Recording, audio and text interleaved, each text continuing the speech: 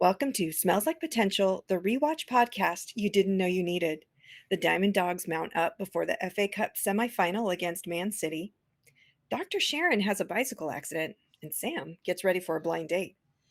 And we see a lot of vulnerability. It's a key theme of this episode. All of it is underlined by the ongoing dad issues that keep popping up through this second Empire Strikes Back season. Yes, it is very intense in this particular episode. I feel like a lot of the dad issues are coming to the forefront. Yeah. And I think there's a breakthrough for Ted with Dr. Sharon. At the beginning of the episode, Dr. Sharon is talking to her therapist, who Mhm. chastises her for refusing to be vulnerable and claims that maybe there's some similarity between her and Ted. And that's why she's having difficulty getting him to break through or reaching him. She eventually shares that she was scared after this bike accident you mentioned. She also does some very funny phone calls that we'll hear about later to Ted, leaving long voicemails. It felt overwhelming for Sharon, but also breaking that ground, finding that common space. I think Ted's caring for Sharon was needed in order for her to become vulnerable. And we see another aspect of caring happening in the locker room. As Sam is preparing for his blind date, he asks Isaac for his once a year haircut. I thought that this was such a great scene to take what is normally an aggressive locker room situation. Toxic masculinity could possibly happen in a locker room. I don't know. I haven't been in one.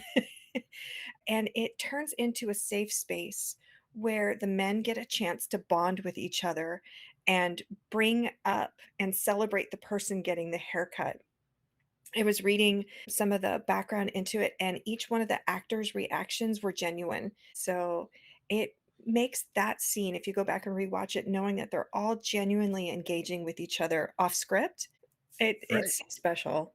We learn that Isaac has that superpower, that he is an artist with the Clippers, right? And they self manage as well. Isaac is not necessarily the captain in that moment because Jamie and others ask Jan Moss to stop talking and interrupting. Jan Moss is just being himself and saying, I don't understand. Do we just stand here? Like, what is this about? Trying to learn the culture of what this space is about. So they're all being vulnerable in a way. And Isaac, I think, more than most, along with Sam, he's sitting there for a haircut in front of all of his teammates. That is a vulnerable opening as well. Another aspect, of course, involves the Diamond Dogs. Roy joins them, but not officially, just enough to talk about some tough issues, the panic attacks. Ted comes clean about, hey, it wasn't really my stomach, it wasn't food poisoning. I had a panic attack, which opens up this coach confessions, is what I'm calling it, rather than Diamond Dogs. It is they each sort of share one thing that they have not been completely honest about with each other. Whether it matters or not, they feel it's important to share that and be open and honest with their teammates, in this case, the coaching staff. We find out that Coach Beard was, in fact, on shrooms during the game accidentally, but not entirely surprising revelation. Missing a transfer window, that had to be so difficult for Higgins to admit. We Yeah. lost a player because I got time zones switched up. And of course, Roy doesn't read reports. That didn't surprise me. No, that's on track for his branding. So, do you feel like Nate was vulnerable, admitting to pre-thinking No, that was a ideas? humble brag. That wasn't a confession. That was Nate saying, "What can I say? What can I say? What can I say? Oh, I will confess, quote unquote, to having the brilliant idea months before and pretending that it was spontaneous." So it does sort of explain some of his really brilliant maneuvers as a coach and as a kit man making suggestions. And it reveals the way his brain operates. He's very strategic in everything he does and less of a confession. I'm glad you asked. I think that's a good call out for us. Right. I feel like it's that interview question, tell us about your weakness, and you're supposed to turn that weakness into a strength. Yeah. So he didn't really. I care too much. Right. He didn't really admit to anything. It wasn't a surprise for me, and I had hoped he would have been a little bit more vulnerable, but he's entering his villain era, and he Mhm. cannot be vulnerable. Right. A true confession would have been I was threatened when Roy joined the coaching staff, or I was mean to Colin and I really shouldn't have been. There were so many things he could have confessed about. I confess I was really excited when all the news coverage shifted to me for that one game. And I apologize because I let it go to my head. That would have been a true moment of confession if we were seeing him operate as the other characters. But yes, he's, as you say, on the villain track. Right, in that honesty moment, we had a beautiful heart to heart between Roy and Phoebe over swearing. And Roy was almost moved to tears. I felt like his saying, "I worry that the worst parts of me are infecting you." And Phoebe's response is, "I'm as good as the best you." His uncle heart nearly exploded. Yes. And everyone watching along with it. Right? Why did they get ice cream? He already told her no. Because he's a pushover. We already know this, right? He's a rough exterior, but he's a softie on the inside. Do we I get to meet anyone else in this episode? Oh, surprise, we get to meet Roy's sister in the emergency room. Her name is Dr. O'Sullivan. She does not have a first name. We That's do his not sister? That's his sister, the ER doctor, that tells Ted, "You seem to know a lot about head trauma." Why she doesn't have a first name, I could not find any information about that. I paused. I was looking for a name tag. It just says doctor. It doesn't even say Dr. O'Sullivan. Yeah, you have to do a little super sleuthing to find her name.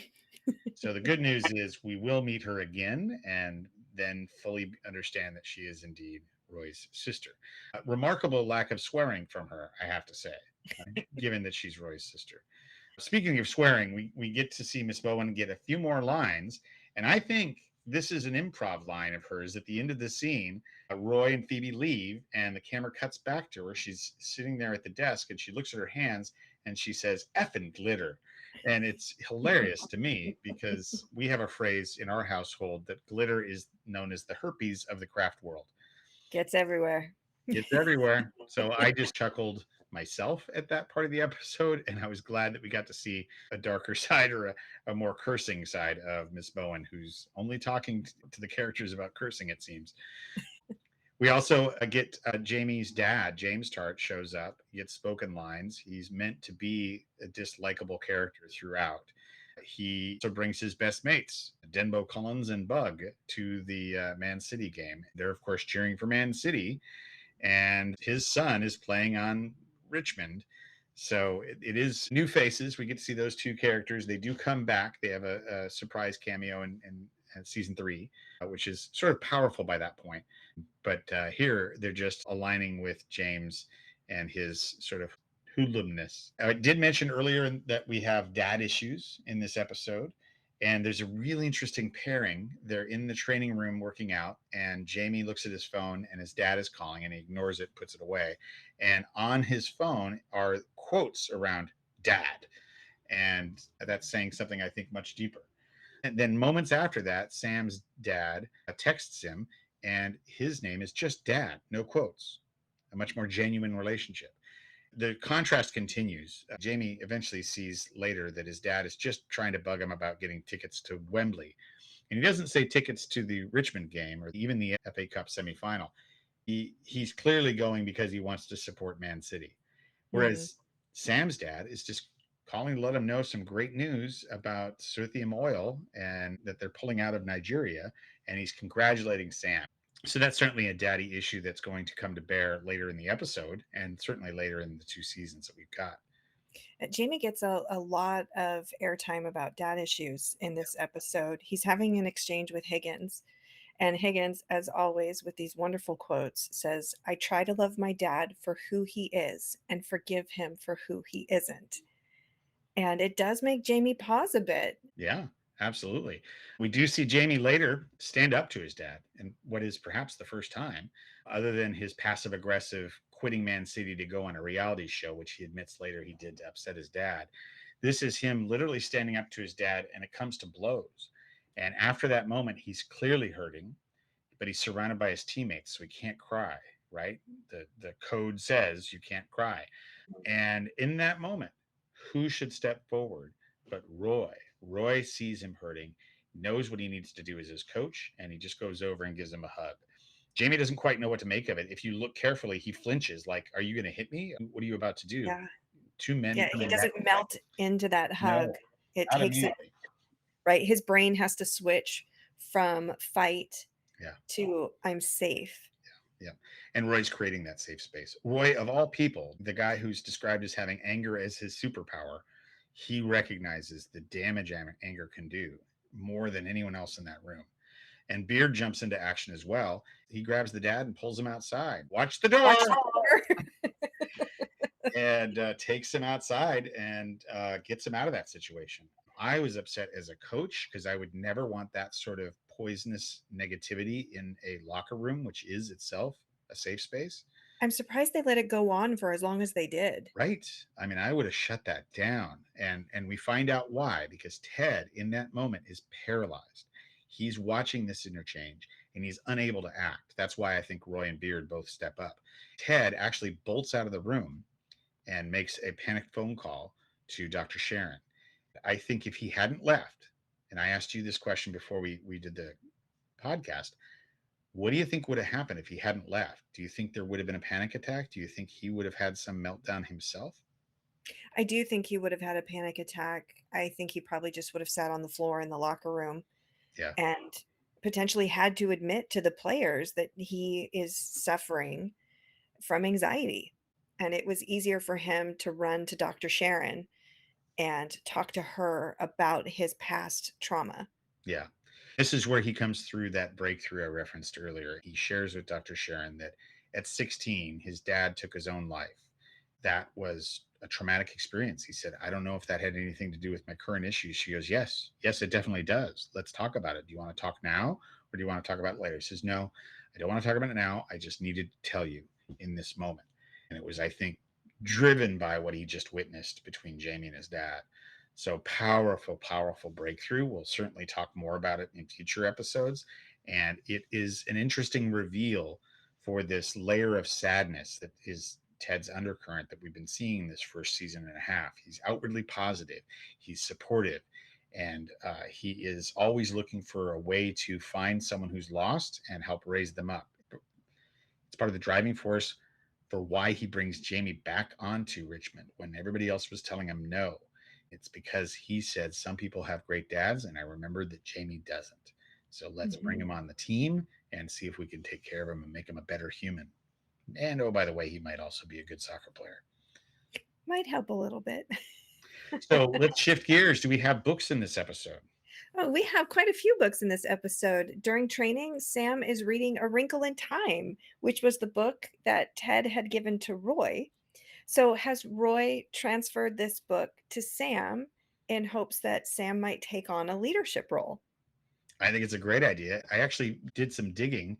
There's a Reddit theory that Roy, when he gave up being captain, he had finished the book by then. He gave it to Isaac. You need to Mhm. be a leader, so you're going to take the book. Then Isaac finished it, and he is now a leader. And who's the next person to get it? Sam. So I thought it was an interesting Reddit theory. What do you think? I like it. It was very worn. You could tell that it had gone through several bags and several hands. And so I didn't think that Roy had done that much reading of the book, but maybe he had. We can see that Roy is a reader. He was reading the Da Vinci Code. It's possible Roy had loved that book as Mhm. much, but I do like the idea that it was handed off to Isaac and Isaac handed off to the next person. I like that theory I very like much. it. It's good headcanon, and it looks worn enough to be thrice worn, right? Thrice read through, not twice. So Exactly, especially with paperbacks. And then there were 2 books that Ted noticed on Dr. Sharon's table when he helped her back from the hospital. The first one is The Middle Passage from Misery to Meaning in Midlife by James Hollis. This book is about a midlife crisis and how to navigate your way through it. The second book that Ted noticed was called You Matter, which is a book of poetry by Demon. This is about hope and self acceptance and courage. I love that you can bring that to us in every episode. So for my contribution, I always look for musical theater, for movies and TV. We had a pinball machine that was Wizard of Oz themed. I wonder why. Yeah, because our favorite Kansan finds himself not in Kansas anymore. So that was a nice little nod. He says, I'm coming for you, ACM. And do you know what ACM is? It's among the top scorers in this pinball game. Right. Well, the second score was SMF, and we're going to find out later who SMF is. I had to know who ACM was. Okay. And SMF isn't just Sacramento Airport, isn't that? It stands for sexy something something, but we'll talk Oh, about that. all right. Okay. All right. Sorry, you teased me with that, and I had to know. So, according to Brendan Hunt, ACM is a friend Andrew Moscos, and he founded Boom Chicago. Oh, of course. That's what they took to Amsterdam, where Jason and Brendan became tight friends, and they also learned about soccer. So that was a fun hat tip to their Boom Chicago buddy. Apparently, he's very good at playing pinball. That's why he has the highest score. Yeah, I love the writers and the directors and how they show us different elements visually, not just through the script or through the characters. So Ted is playing pinball, Wizard of Oz. The next scene cuts to Sam and Rebecca, and they show us Rebecca's shoes. Rebecca's shoes are Louboutins, which are famous for having a red underside. Oh, I saw the red underside in a previous episode and then again in this episode. So I just figured it was something she enjoyed. Well, she does enjoy the shoes, but we're going to Rebecca's home with red shoes. Wizard of Oz. Oh, the red shoes. Okay, the ruby slippers. I love it. Great connection. And then we also get an extended reference to West Side Story, the great musical based on Romeo and Juliet. And Tony and Maria are the two romantic leads. Apparently, in her concussion state, Dr. Sharon called and left voicemails, multiples, to Ted. Some of them actually consisted of the entire first act of West Side Story, in which Dr. Sharon sings both Tony and Maria's part, which is was pretty amazing. And in fact, Ted says, in a word, thrilling. So he insists on playing them for her, even though she says you don't need to play those, and I didn't mean I it. really thought they erased themselves. But that's ultimately how he knew she was in the hospital and in some form of distress, musical theater distress, perhaps. So he hopped over and got to the hospital to walk her home and carry her bike for her because apparently there is a hospital policy against leaving without being accompanied. And you'll hear Yes. more about that with our outro quote. Thanks for tuning in, and we'll catch you tomorrow for our reaction to season 2, episode 9, Beard After Hours, and our outro quote. Ain't no policy like a hospital policy because a hospital policy is so much easier to say party. Ain't no policy like a hospital policy because a hospital policy don't stop.